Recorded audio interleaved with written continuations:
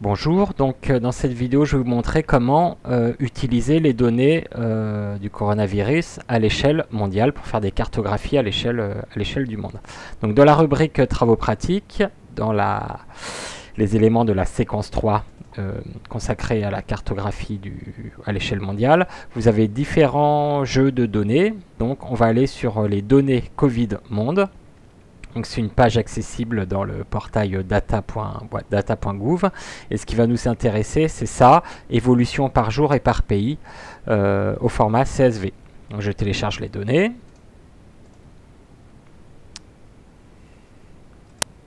Donc je vous rappelle donc un format CSV. Si je l'ouvre avec un éditeur de texte, c'est du fichier texte avec des informations. Alors normalement c'est séparé par des points-virgules. Par des virgules, mais là c'est par des points-virgules. Du coup, ce fichier, je peux l'ouvrir avec LibreOffice. OK. Et j'ai donc mes données dans un tableau. Alors, première difficulté, c'est qu'il y a des lignes au début là qui servent à rien, qui sont du commentaire. Donc, première chose à faire, c'est de les supprimer. Voilà. Donc on a un tableau de données assez classique. Vous avez eu quasiment l'équivalent pour au niveau des départements. Là vous avez une colonne avec la date, une colonne avec le nom de pays, le nombre d'infections, le nombre de décès, le nombre de guérisons, le taux de décès, le taux de guérison et le taux d'infection. Donc c'est date par date. Donc la première des choses à faire, ça va être de sélectionner une date. Comme on le faisait pour les départements. Donc je choisis de filtrer mes données, donc data filtrer, et je vais choisir par exemple la date du 1er octobre.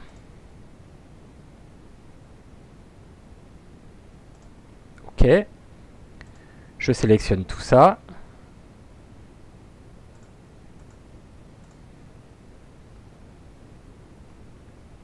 Copier, je crée un nouvel onglet, coller.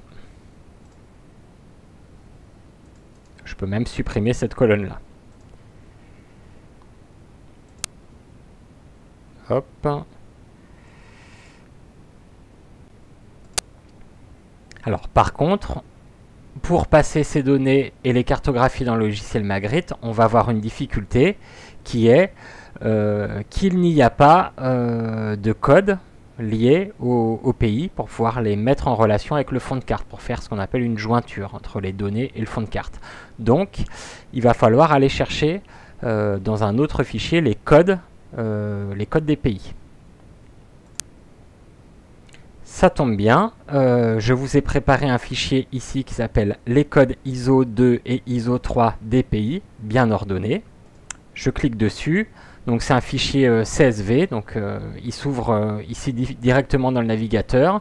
Mais vous voyez, il y a une première colonne avec le nom des pays, une deuxième colonne avec le code sur 2 lettres, ISO 2, et une troisième colonne avec le code ISO 3 sur 3 lettres. Donc je fais CTRL S ou enregistrer, et je vais mettre ça par exemple sur mon bureau, c'est mescodes.csv.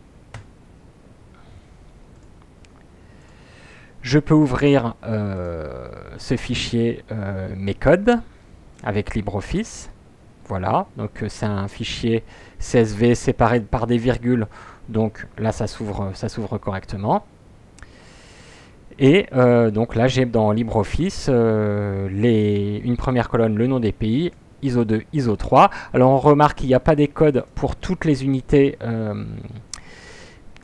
territoriales. Par exemple, on n'a pas de code pour les départements d'outre-mer. Voilà, puisqu'on peut avoir des fonds de carte où les unités spatiales sont plus ou moins agrégées. Ici, on va considérer la France comme un seul ensemble. De la même façon, on n'a pas la Polynésie française, ni Mayotte. Et sinon, on a à peu près tout.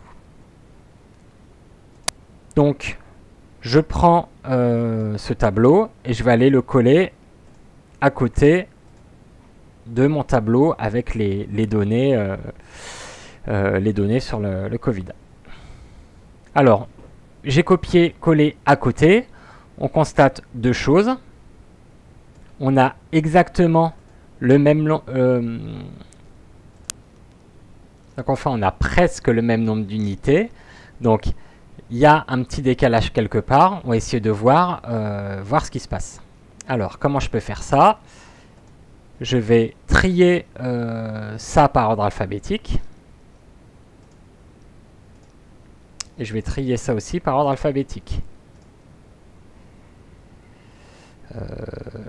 Alors on va pas trier comme ça, on va trier ça par ordre alphabétique. Hop. Voilà. Comme ça j'ai ma colonne, ma première ligne qui ne bouge pas. Alors pour vérifier où ça coince, je vais faire une petite formule ici. Je vais écrire égal if. Alors vous, si vous êtes en français, il faut écrire si, si. Alors si ce nom-là est égal à ce nom-là, point virgule. Dans ces cas-là, j'écris OK, point virgule. Sinon, j'écris faux. Il y a un problème. Et je fais glisser cette formule.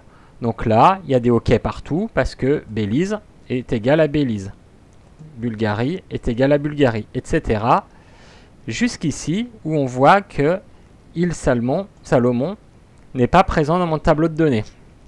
En fait, malheureusement, dans ce jeu de données, le nombre de pays n'est pas toujours exactement le même. Donc, par exemple, l'île Salomon est disponible pour certaines années, mais pas pour d'autres. Donc là, je l'ai en trop. Donc, qu'est-ce que je vais faire?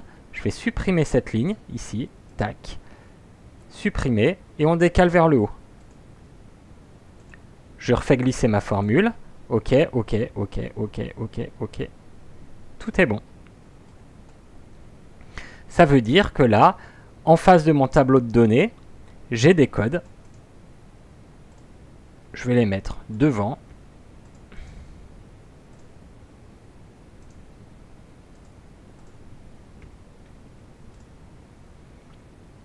Voilà, donc j'ai un tableau de données avec des codes, nom de pays et mes variables. Donc ça, je vais pouvoir le sauvegarder et effectuer une cartographie dans ma grid en m'appuyant sur les codes ISO 2 et ISO 3.